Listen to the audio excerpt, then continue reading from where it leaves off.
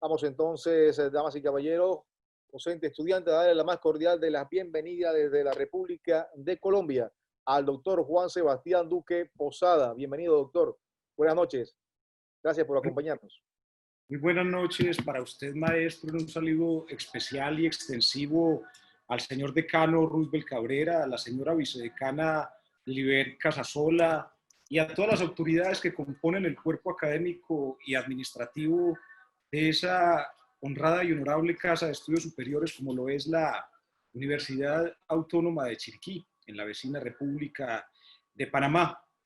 Les agradezco que tengan la apertura para dar lugar a estos debates, a estos diálogos de saberes de naturaleza académica. Les doy la bienvenida y le agradezco a mi expositor antecesor por esa claridad conceptual en los temas claramente gruesos, densos, pero no por ello susceptibles o no susceptibles de tener distintos abordajes o aproximaciones conforme a la escuela o la isla filosófica en la que definitivamente cada uno nos circunscribamos o nos situemos. Esta breve conversación que ustedes y yo vamos a tener en esta oportunidad va a girar en torno a distintas premisas que se han venido construyendo en relación con la aplicación del procedimiento penal y del derecho penal fundamentalmente.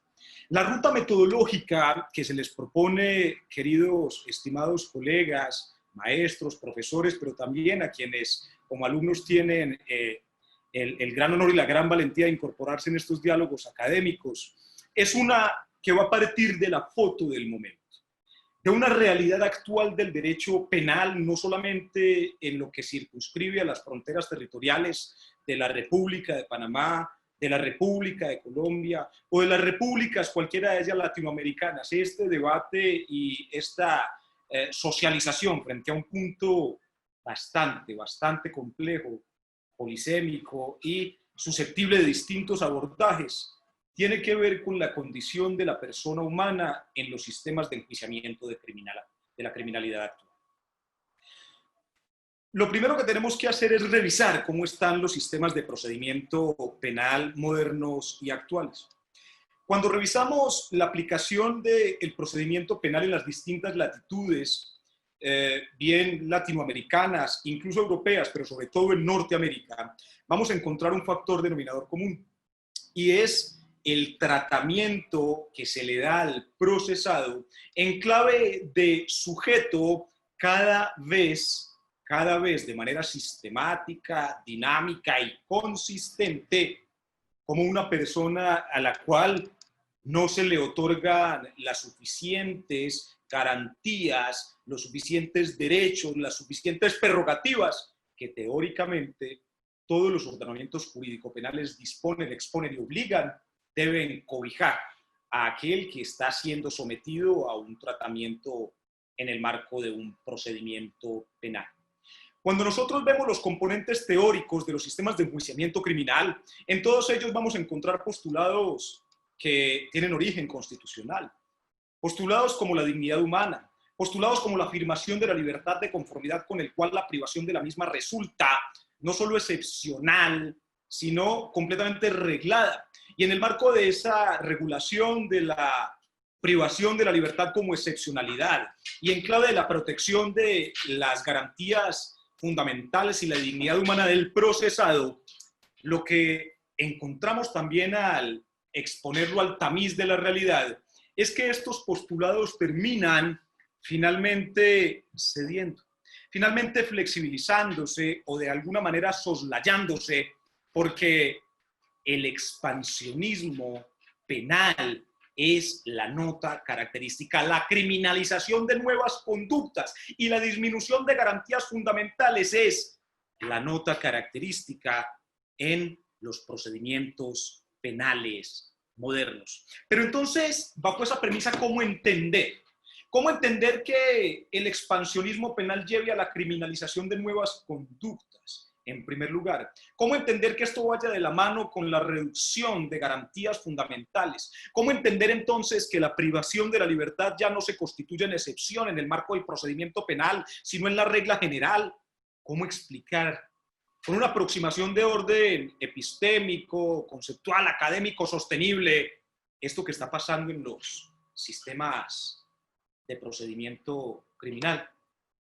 Para ello, vamos a llamar a Eugenio Raúl Zaffaroni y en clave de uno de sus más recientes desarrollos frente al tema, en una obra que tiene por título, además bellísimo, Derecho Penal Humano y Criminalidad del siglo XXI, se recogen las líneas generales, las notas fundamentales de eso que el profesor de Bonn, Gunther Jacobs, a bien atinó denominar el derecho penal del enemigo.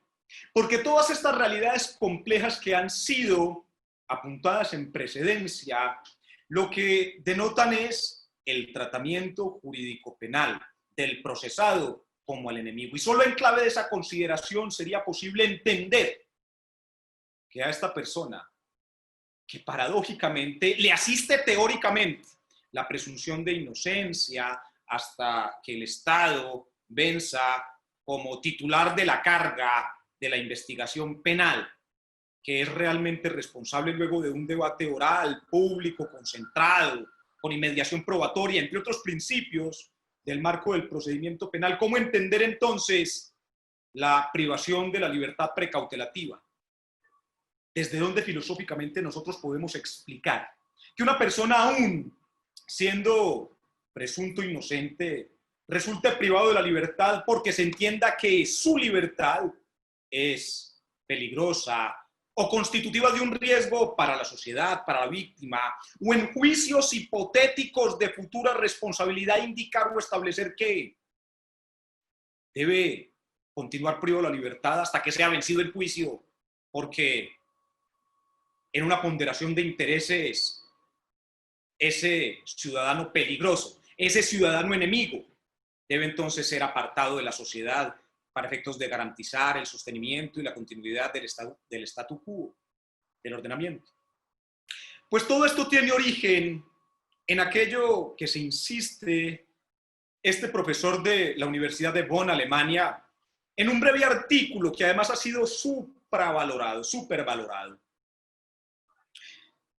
Decidió levantar el velo de una realidad histórica y que no es nueva. Lo cierto es que el derecho penal del enemigo, la tesis de conformidad con la cual el procesado en materia criminal debe recibir el tratamiento de un enemigo, no nace con el maestro Gunther Jacobs.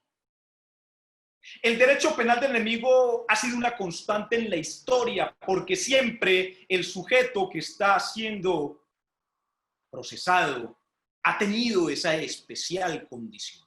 Y entonces la invitación académica es a no caer en las trampas del derecho penal inhumano. Y entonces un poco en clave de esa ruta metodológica se trata en esta conversación académica de mirarlo, el procedimiento penal, desde otra perspectiva. Si eso que estamos calificando, acusando, señalando es lo que consideramos derecho penal inhumano, porque claramente no es consistente con las garantías individuales, con las prerrogativas constitucionales, con el principio pro hominem que debe orientar el enjuiciamiento criminal.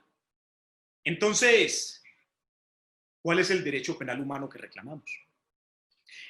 El derecho penal humano que reclamamos es uno que tiene origen en aquel despertar de las monarquías absolutas. Vamos a ubicarnos en un momento histórico y en un contexto histórico de conformidad con el cual el derecho penal nace como respuesta al poder punitivo del Estado. Y en lugar de entender y concebir al derecho penal como esta máquina de moler del procesado y de acabar con la delincuencia en un discurso eminentemente de corte político, vamos a entenderlo en su justa dimensión desde una perspectiva de derecho penal demoliberal de conformidad con el cual se erige como límite de procedimiento.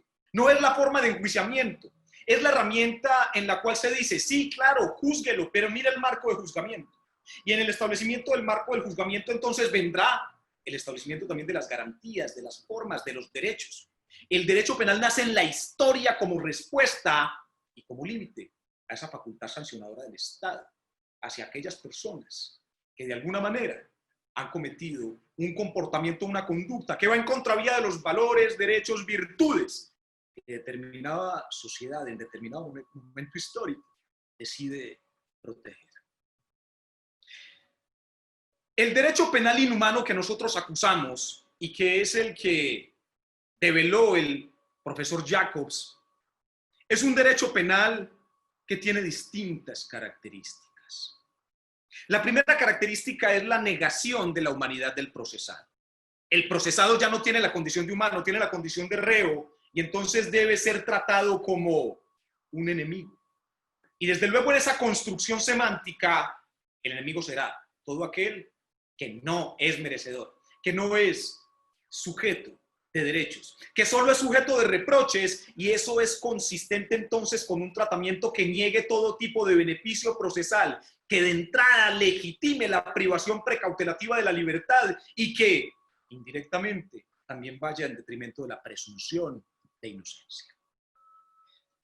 Para poder llegar a esa condición del derecho penal del enemigo y legitimar el castigo precautelativo y legitimar la ausencia de garantías y de legitimar entonces que los sistemas de procedimiento hoy capturan para investigar en lugar de investigar para capturar, en donde se insiste la premisa es la privación de la libertad precautelativa, no entendiendo muy bien cómo se acompasan, cómo se articulan estas situaciones de la presunción de inocencia, pero la privación precautelativa de la libertad en orden a proteger a la víctima, a la comunidad o el proceso. Esto tiene sentido cuando se niega la condición de humanidad del procesado. Y entonces cuando se desnuda la humanidad del procesado y se le ve como enemigo, aparece más claro este mecanismo. Pero lo cierto es que el origen histórico del derecho penal del enemigo, del expansionismo penal y del derecho penal que nosotros, de la mano con el maestro Zaffaroni, juzgamos inhumano, no es un descubrimiento alemán, no es un descubrimiento del maestro Jacobs. El derecho penal inhumano y la despersonalización o la deshumanización del procesado en materia penal tiene origen, como se decía en principio de esta intervención, en la historia. Es necesario profundizar en las racionalizaciones del derecho penal inhumano para encontrar que los análisis de peligrosismo tienen distintas manifestaciones en la historia. Bastaría por ir al neocolonialismo o a las instituciones y principios rectores inquisitoriales, el racismo neocolonialista, el positivismo o el derecho penal nazista, en donde enemigo era todo aquel que fuera en contra de los valores o virtudes establecidos por la sociedad de la época en determinado momento histórico. Estimados profesores y profesoras, alumnos, colegas, autoridades administrativas, el procesado ha sido visto y tratado a través de la historia, no solo a partir de los desarrollos conceptuales y doctrinarios del siglo XX, de los albores del siglo XX. Ha sido tratado históricamente como enemigo.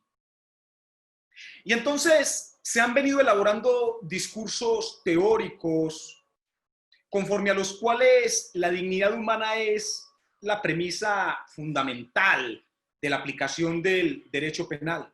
Pero lo cierto es que a la par con ese discurso teórico se ha venido estructurando un subdiscurso que es un discurso fundamentalmente de poder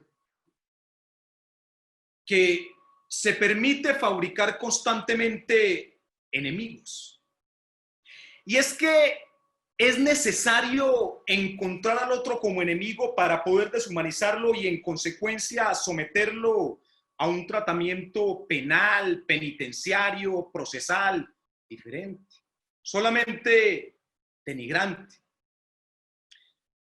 Este tema que viene a develado el maestro Jacobs, aunque ha sido una constante en la historia, tiene un fundamento sociológico y filosófico bastante claro.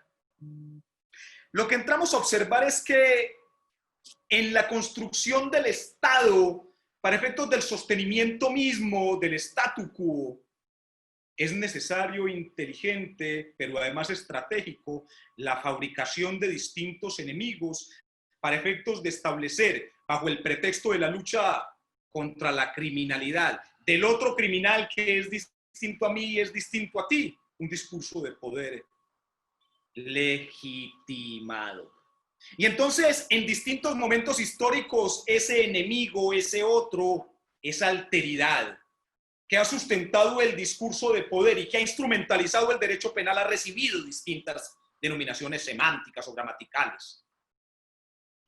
El procesado, léase enemigo, entiéndase criminal, ha sido en distintos momentos históricos el judío, el inmigrante, el negro, el discapacitado, el enfermo mental, el desocupado, el villero, distintas denominaciones en distintos momentos históricos, pero con un elemento denominador común, el otro, porque se construye un discurso de derecho penal y de procedimiento penal en la caracterización del otro, en la categoría del otro delincuente y el delincuente no sujeto de ningún tipo de prerrogativa constitucional.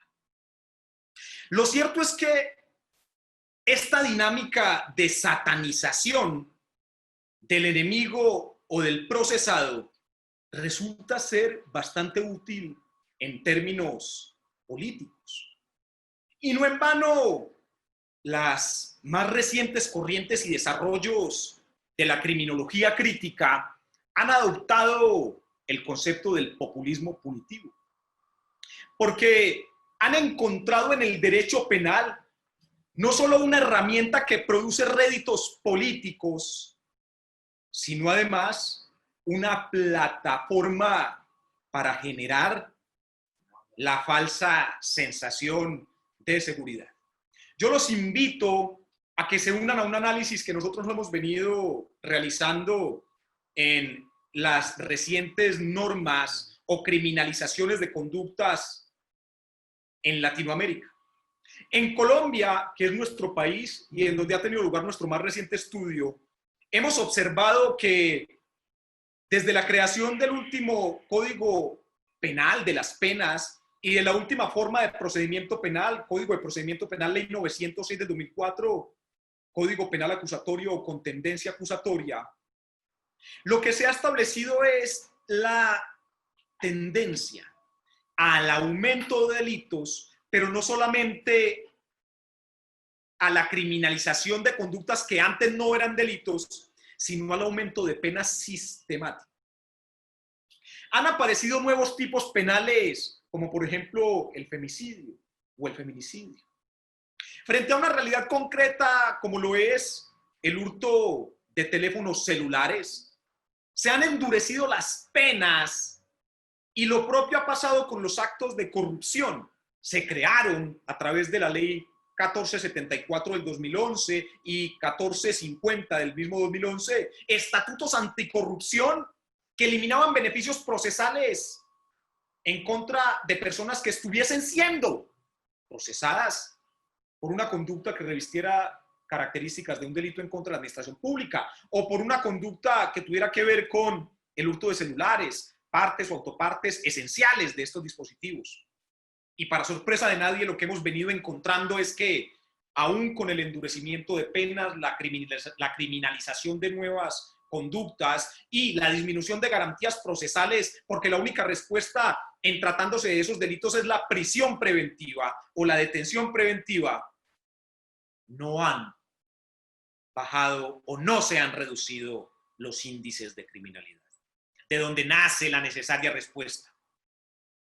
O la pregunta, ¿es el derecho penal la respuesta a los fenómenos de criminalidad? ¿O es el derecho penal un discurso de Estado para la creación de el enemigo, para sacarlo del plano real y material de las garantías y derechos fundamentales y en consecuencia atribuirle a esa falacia de la lucha contra la criminalidad réditos políticos?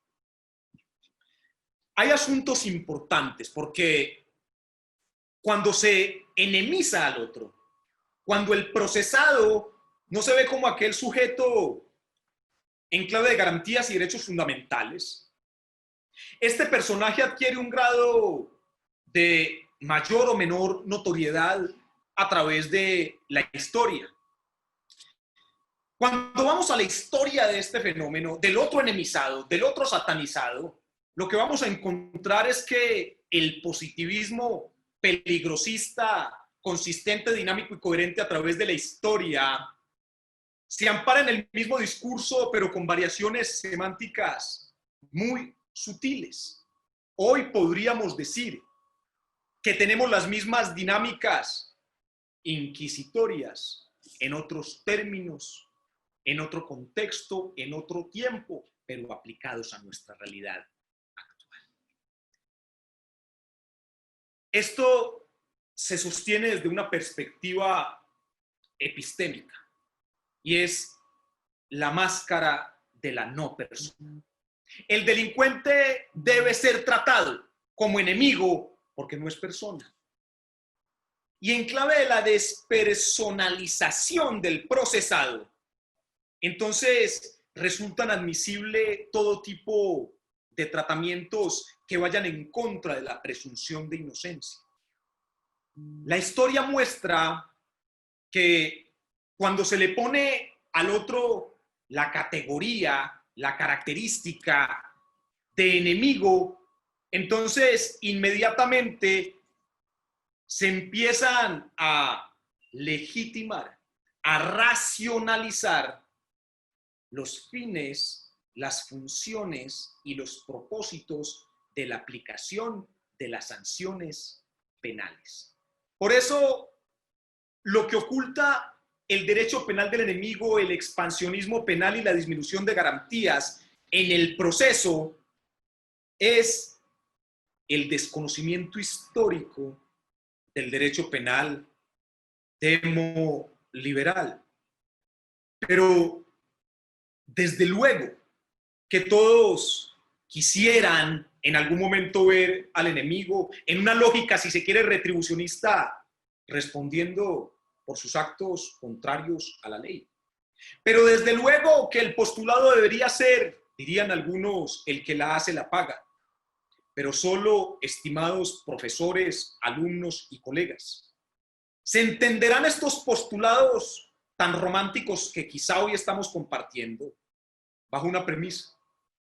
Y es que cuando el derecho penal, cuando el enemigo no es ese otro que se está en el proceso, que se ve en el proceso y el que se busca de forma vindicativa el linchamiento y el aniquilamiento,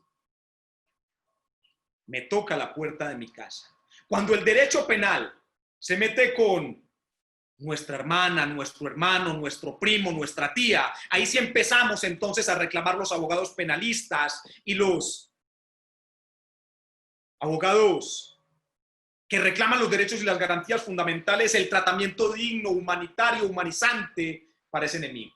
La máscara del enemigo se pide sea develada en aquel evento y momento en que el derecho penal se ve cada vez más cerca. Pero en este punto de la discusión se hace menester realizar otra pregunta y es, ¿qué facilita esa enemización? ¿Cómo entender esa enemización? ¿Cómo darle sentido y alcance a esa disminución de garantías procesales fundamentales? ¿Cómo legitimar la privación de la libertad como la regla general del marco de un procedimiento, aún con la existencia de la presunción de inocencia? Esto tiene evidentemente sentido en un discurso de poder, en un discurso de autoridad y en un discurso fundamentalmente político. Cuando se deshumaniza al procesado, cuando el procesado es visto como enemigo, cuando se le quita la categoría de persona y con esa huida de tal categoría, por esa vía se van derechos, garantías fundamentales, presunción de inocencia, entre otros, tenemos resultados nefastos. Resultados que basta contrastarlos con la realidad, acompasarlos con lo que ustedes viven y ven en sus países, aquellos que son penalistas o no, incluso los administradores de justicia y quienes están en el Poder Judicial. Ese cóctel nefasto nos arroja varias consecuencias. Primero, lo que observamos es un poder punitivo descontrolado. Y ese poder punitivo descontrolado tiende a criminalizar a todos y todo lo que no vaya en contra de el momento histórico, político o finalmente del discurso económico, entre otras razones. ¿Cómo explicar entonces el auge de la criminalidad económica o de la cibercriminalidad? ¿Cómo explicar entonces los nuevos delitos y que cada vez existan más conductas que atenten contra el patrimonio económico que conductas que atenten contra la vida física, fisiológica o contra otros bienes jurídicos que son de la mayor importancia? Se parte de la premisa de creer o bien considerar que el derecho penal es el mecanismo, es la vía o resulta la herramienta fundamental para la reconstrucción de un Estado.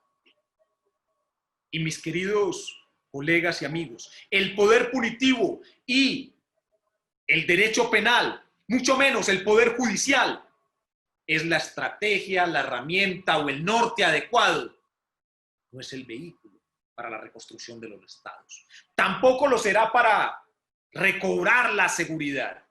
El discurso de que el punto de partida es el poder punitivo niega la esencia misma de la existencia del derecho penal en la historia. Porque ciertamente el derecho penal no puede ser el punto de partida, tiene que ser el punto de llegada, porque como mecanismo de control social está llamado a prosperar como lo decía Roxin de Última Ratio. El derecho penal es el control social que tiene que entrar a operar cuando controles sociales anteriores han fallado. ¿Y por qué está llamado a ser el derecho penal o el poder punitivo no a la respuesta, sino al punto de llegada? No el punto de partida, sino el punto de llegada. Porque cobra lo más caro que tiene un ser humano, y es su libertad. Libertad que a través de la historia ha costado litros de sangre, litros de tinta, litros de libros, cantidad de pensamientos, cantidad de expresiones. El derecho penal se mete además con tu libertad, con uno de los derechos más importantes que tiene el constitucionalismo moderno, el derecho a elegir y a ser elegido, porque en la mayoría de los países en los que existe la prisión preventiva, quien está cobijado con una medida precautelativa de esa naturaleza no puede elegir ni ser elegido. No puede participar en comicios democráticos, contadas excepciones. Y el derecho penal se mete con lo uno y con lo otro, con la libertad, no solamente personal, sino con la libertad de elegir y ser elegido. Luego, si es un derecho tan caro, si es una expresión del poder del Estado, poder punitivo tan cara, ¿por qué es, al parecer, la única, la primera y la que está llamada a prosperar dentro de ese discurso jurídico, pero más político, de reconstrucción de los estados?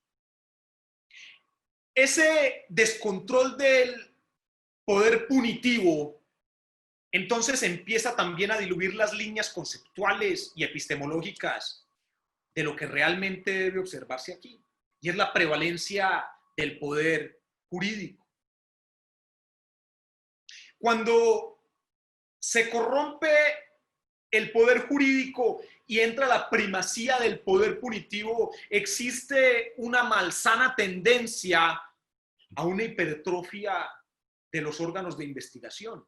Y entonces es cuando vemos de forma nefasta que el Estado en la persecución del delincuente a través de los órganos de investigación incurre incluso en maniobras y en todo tipo de comportamientos delincuenciales, porque la persecución de la delincuencia legitima a uno actuar como delincuente y se amparan incluso en premisas conforme a las cuales para poder acabar con la criminalidad hay que pensar como criminal. Y si se piensa como criminal, se puede actuar como criminal y al Estado legítimamente constituido le es prohibido. Es absolutamente execrable, porque esa es la diferencia entre las instituciones de orden legal y las que no lo son. Este poder punitivo que genera una hipertrofia en los órganos de investigación, en las formas y marcos de judicialización se superponen de forma total a los regímenes democráticos. Y entonces se llega incluso a caer en la perversión de utilizar el derecho penal con fines políticos para detener o suspender, por razones de orden político, ideológico, de otra naturaleza, el ascenso de posibles rivales. Y se utilizan los procesos penales, se utiliza el Código Penal como cortapisa, como cortafuego, para torpedear certámenes democráticos. Y entonces se crean cartularios, expedientes, investigaciones para que las personas no puedan eventualmente aspirar o llegar a cargos de elección popular.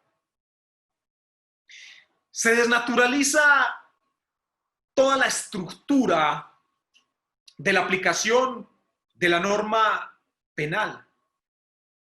Una de las características más tendenciosas del derecho penal del enemigo, de la instrumentalización del derecho penal con fines políticos y por esa vía de la deshumanización del derecho penal, tiene que ver con que el poder punitivo termina sobreponiéndose a todos los principios de la teoría constitucional de pesos y contrapesos. Porque basta entonces crear un caso criminal en contra de cualquier persona en cualquier momento para, legitimando ese poder punitivo, incorporarse en los terrenos de la política, incorporarse en los terrenos de la democracia. No podemos legitimar esta forma de proceder desde una perspectiva racional, desde una perspectiva pro homine. No podemos continuar pensando, y esa es la propuesta académica, epistemológica, de la nueva o de la vuelta a la humanización del proceso penal, porque se corre un gran peligro y es la corrupción del sistema. Una de las respuestas, porque permanentemente en este tipo de charlas, luego de un preludio tan crítico y tan claro en nuestro criterio para establecer cuál es el fundamento histórico y epistémico del derecho penal del enemigo, tiene que ver con cómo respondemos a eso.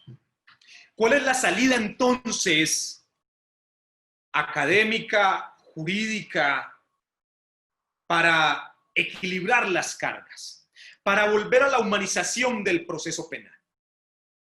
La propuesta, en principio, parte del reconocimiento de la realidad, en un ejercicio similar al que estamos haciendo.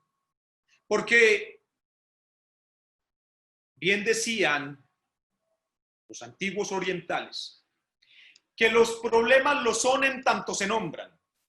Luego, la primera expresión para poder afrontar de forma racional este debate para una nueva humanización del procedimiento penal latinoamericano, cuando menos, es reconocer el tinte populista punitivo que tienen nuestros actuales ordenamientos jurídicos. Reconocer en el derecho penal un discurso político.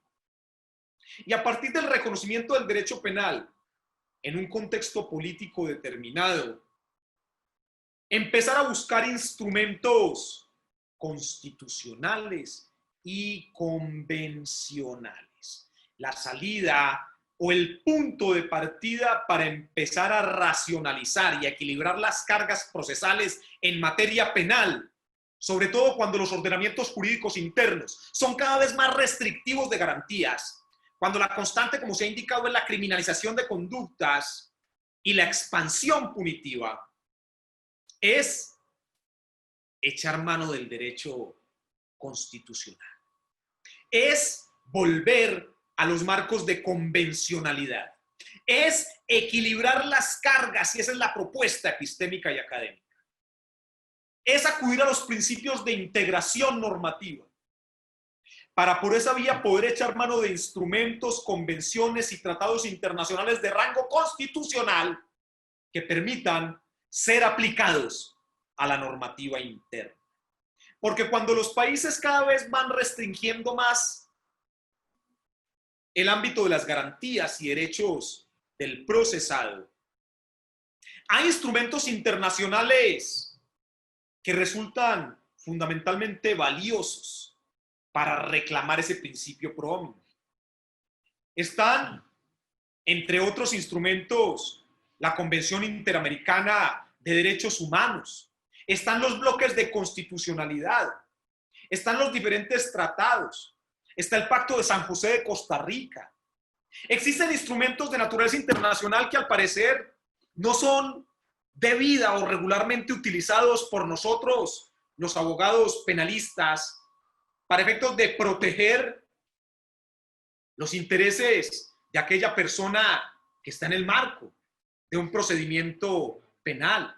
Porque claramente las vías internas propias de enjuiciamiento criminal de los países son consistentes con esta tendencia de limitación de garantías y de derechos. Entonces, si la respuesta es acudir a instrumentos de naturaleza internacional, acudir a el derecho convencional y acudir a la constitucionalización del derecho penal,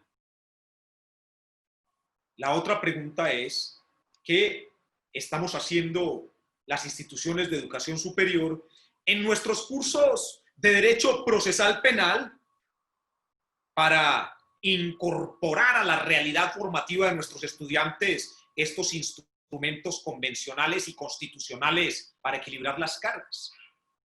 Y en un análisis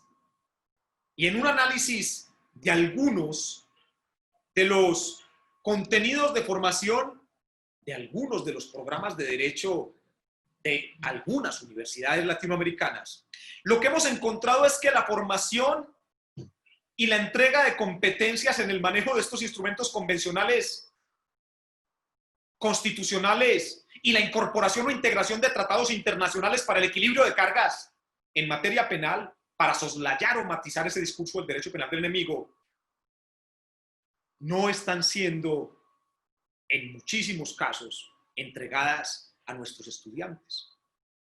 Lo que estamos encontrando es que las competencias forenses que en algunos casos se están entregando a nuestros estudiantes son competencias que se circunscriben al procedimiento penal en el marco territorial. Y en esos sistemas de procedimiento penal en el marco territorial, pues lo que hay es expresiones inexorablemente, de forma indiscutible, de esto que hemos venido desarrollando como el derecho penal inhumano o del enemigo. Lo cierto es que si la crítica es tan clara, si la crítica es tan contundente, ¿por qué estos nuevos delitos, por qué estas nuevas formas de procedimiento han resistido análisis constitucionales por parte de los órganos que velan por la constitucionalidad de las normas que los establecen? Y la respuesta en clave de pragmatismo es, pues porque todas unas y otras expresiones, al parecer, hacen parte del mismo discurso de poder. Cuando ustedes realizan un análisis de las funciones de la pena, pero no solo de las funciones de la pena, sino de la manera en que se realiza el cumplimiento de la misma en los establecimientos penitenciarios y carcelarios, lo que podemos encontrar es la mayor homogeneización de perfiles en quienes están purgando penas privativas de la libertad. El derecho penal se instala en las sociedades a partir de tres formas, o tres procesos, o tres fases. La primera fase es la fase de criminalización primaria. En esa fase de criminalización primaria, lo que estamos encontrando es que un Estado, conforme a su estructuración, conforme a su esquema, su modelo, sus valores y virtudes, establece en determinado contexto cuáles son las conductas que son susceptibles de llevar la categoría de delito. Y esta instrumentalización o esa criminalización primaria va de la mano con un discurso de Estado, con un modelo de Estado. Así entonces, en la Alemania nacionalsocialista, como el principio, valor o virtud fundamental era la supremacía de la raza aria, se explicaba que era criminalizado no tener rasgos físicos, incluso que se asemejaran o que replicaran o que se acompasaran con la raza aria. De tal suerte que sí, así, en esa fase de criminalización primaria, resultaba delito ser gitano, ser judío, ser negro, ser homosexual. No responder al arquetipo fisiológico de aquella que se entendía como valor o virtud, que era la supremacía de la raza aria. Además de la criminalización de conductas en clave política y luego de entender la misma, vemos un segundo modelo o una segunda fase de criminalización, respondiendo a la historia o a la pregunta de cómo se instala el derecho penal en las sociedades. Y si lo primero es establecer cuáles son las conductas que en un momento determinado van a atentar contra un modelo de Estado determinado, que se insiste es un discurso dinámico, político y de poder. Lo segundo que viene es las formas. Establecidos los delitos conforme al modelo de sociedad, la segunda fase de criminalización es el establecimiento del procedimiento. Y ese es otro de los problemas que hemos venido identificando en todos nuestros estudios, en la práctica, en la dinámica. Porque cuando vemos los modelos o marcos de procedimiento o las formas de enjuiciamiento criminal de los países, lo que venimos encontrando es que hay un fabuloso ejercicio de prestidigitación procesal. Esto es, nuestros sistemas de procedimiento penal son creados en otras latitudes por otros operadores de justicia para responder a fenómenos de criminalidad que no necesariamente son iguales a los fenómenos de criminalidad, ni a las latitudes ni a las realidades sociales nuestras. Para las muestras, los botones. En Colombia existe un sistema de procedimiento criminal que tiene origen en el sistema de procedimiento estadounidense, que es el modelo acusatorio. Y una de las principales realidades del modelo acusatorio, de las premisas del modelo acusatorio, es la existencia de un jurado de conciencia. Es el Estado en contra de aquella persona que ha decidido alejarse de la norma y cometer un delito. Y lo que vemos en la prestidigitación de sistemas procesales es que nos los traemos con sus puntos, sus tildes y sus letras a estas realidades. Y nuestros sistemas procesales resultan siendo completamente híbridos, completamente adaptables en el tiempo, y no en vano en Colombia, que intentamos adoptar ese sistema acusatorio, tiene cuando menos 10 u 11 reformas y es ausente o brilla por ausencia en el mismo uno de sus principios pilares fundamentales, como es el jurado de conciencia. Y entonces, frente a esta crítica, algunos nos han manifestado: Juan Sebastián, ¿usted cree que Colombia está preparado para tener jurado de conciencia? Yo esa respuesta no la tengo en términos afirmativos o negativos.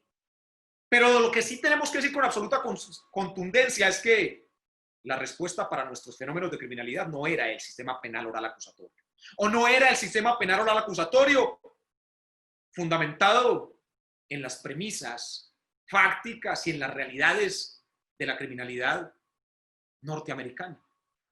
Entonces, este es apenas otro ejemplo de la importación de discursos de poder, de la importación de premisas en las que vemos esa deshumanización del procesado, pero quizás en donde tiene que acentuarse la crítica frente a esta deshumanización del proceso y del sistema penal es cuando es absolutamente evidente y posible encontrar que no existe una relación de determinación, un hilo conductor entre la criminalización en primer lugar, el procedimiento en segundo lugar y la tercera fase.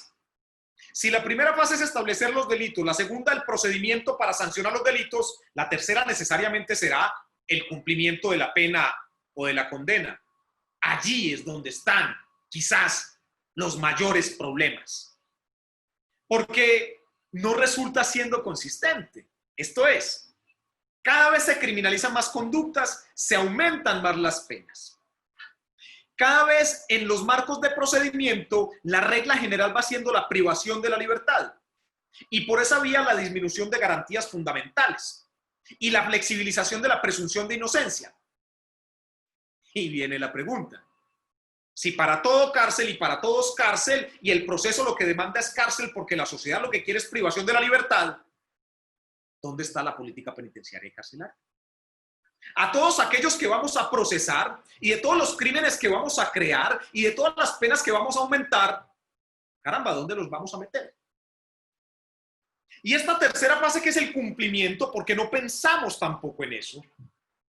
Porque es que el discurso del derecho penal de enemigo y del populismo punitivo va hasta la sentencia. Necesitamos ver un sentenciado. Necesitamos ver un condenado, porque eso alimenta nuestra sensación de que se hizo justicia. Porque en contrario sentido, si no vemos un culpable, lo que veremos es impunidad. Luego queremos ver personas culpables, queremos ver personas en la cárcel, pero no hay cárceles. Pero no hay una política suficiente, contundente en los sistemas latinoamericanos que recojan luego de la sentencia al penado y que esas garantías, esa dignidad humana se sostenga, se mantenga y se predique. Y los principios de resocialización, entre otros, sean una realidad. Porque ¿dónde vamos a poner a todas esas personas que estamos criminalizando? ¿Dónde vamos a poner preventiva o definitivamente a todos nuestros penados, a todos nuestros condenados o detenidos preventivamente?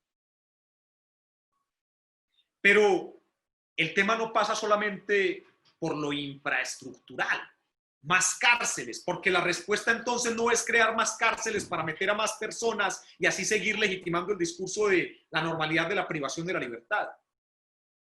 El tema es si resulta la pena privativa de la libertad el mecanismo adecuado para el cumplimiento de los fines de la limitación de este derecho fundamental o de esta garantía fundamental. Y quienes han tenido por efectos académicos, ojalá, la posibilidad de visitar algún centro penitenciario y carcelario, podrán estar de acuerdo conmigo en alguna medida en que las premisas de resocialización no se cumplen, en que los fines y funciones de la pena de prevención general, de prevención especial positiva, negativa, entre otros, resultan postulados inertes, como quiera que nadie puede resocializarse en un espacio en donde las condiciones de privación de la libertad resultan absolutamente indignas.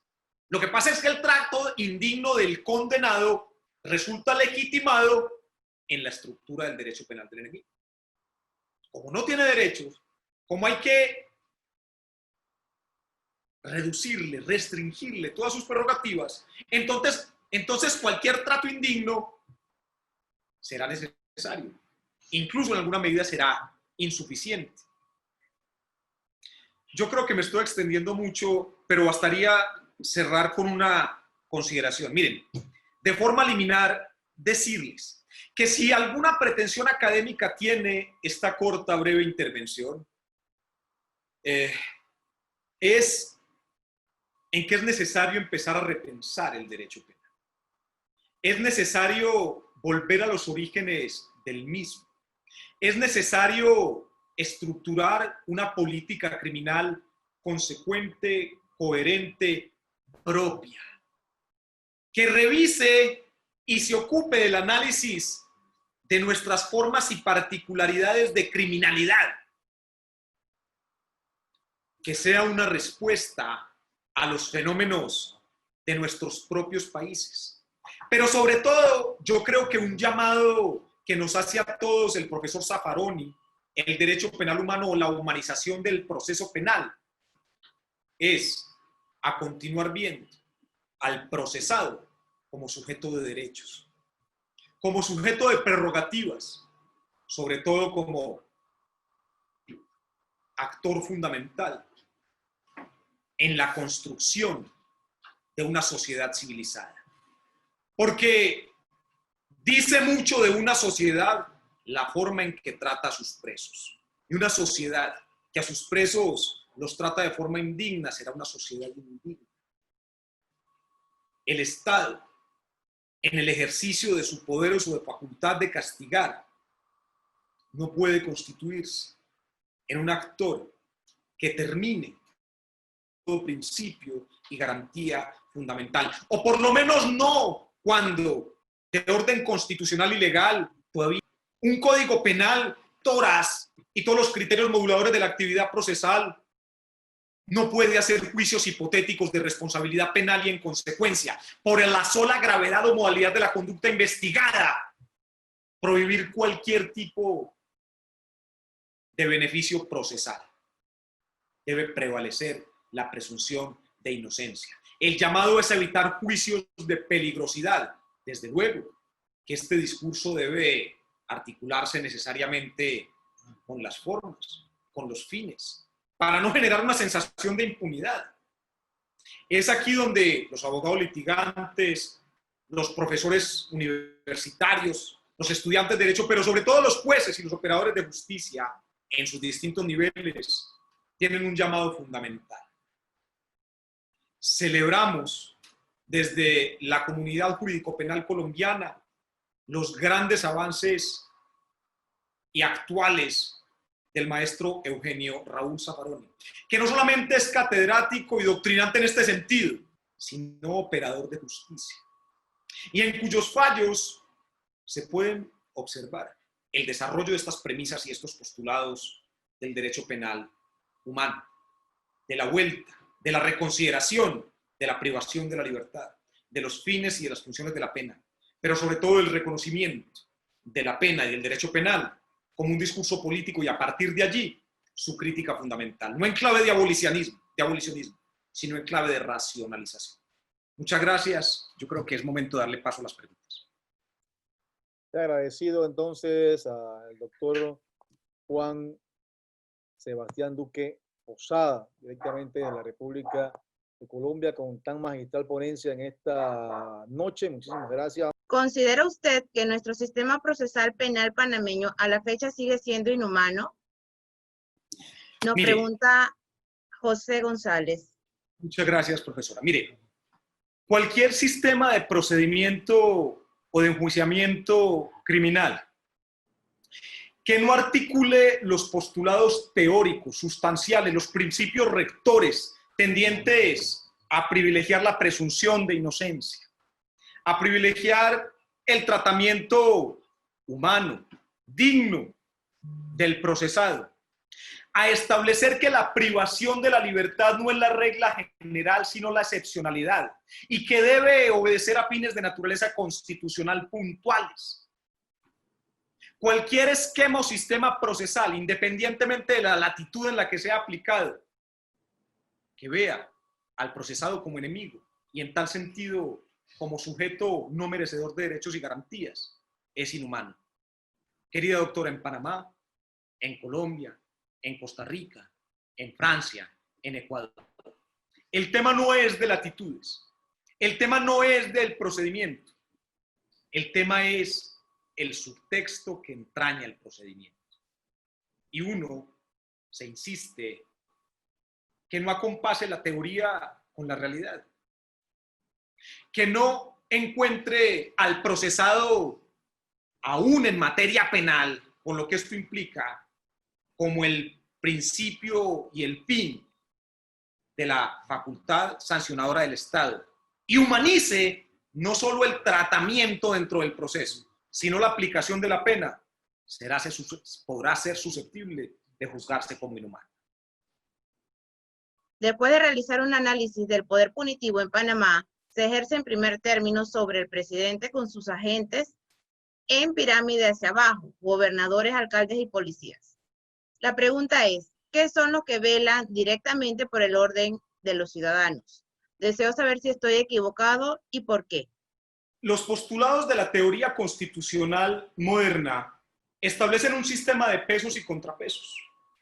Y en ese sistema de contrapesos es común encontrar en la arquitectura constitucional de los estados americanos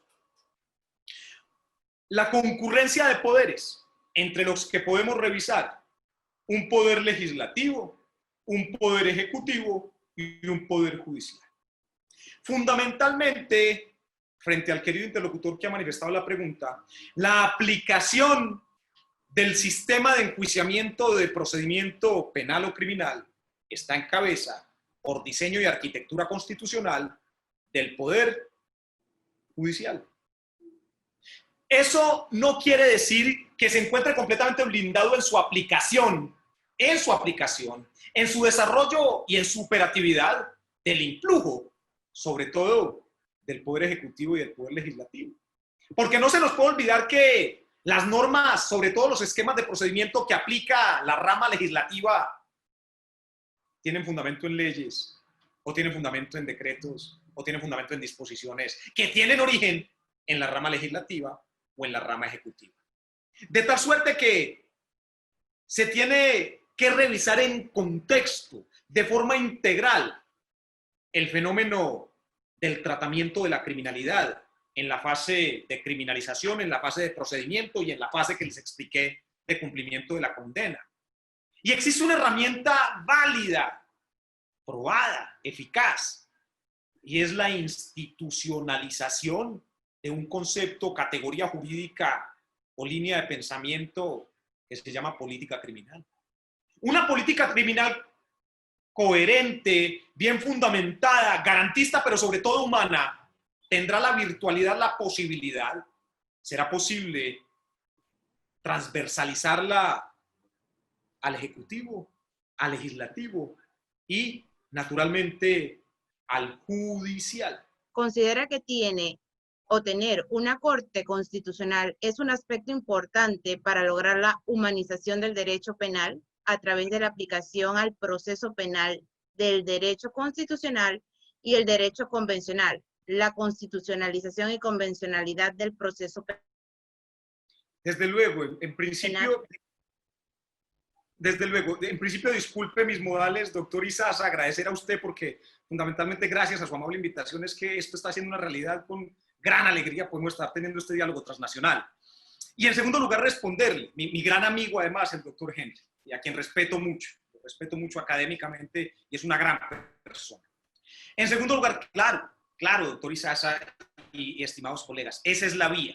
La vía es la constitucionalización, porque claramente en las dinámicas de los procedimientos internos actuales, de los procedimientos de cada país, de orden legal no está la respuesta. Si en la ley está la prohibición, en la Constitución y en el derecho convencional está la permisión y está la salida. Y la herramienta es el control de convencionalidad o de constitucionalidad difuso. Es la inaplicación por inconstitucionalidad en cabeza de un juez que tiene el deber, pero sobre todo la responsabilidad y la gran valentía democrática de aplicar los instrumentos constitucionales y convencionales, sin temor a prevaricar, sin temor a que entonces esa posición constitucional y convencional lo invite a él a compartir con ese acusado esa condición de acusado además. Se necesita una reforma estructural en las leyes, pero más que en las leyes, querida doctora, señor decano y señora vicedecana, colegas y amigos, en la estructura mental de nuestros operadores de justicia.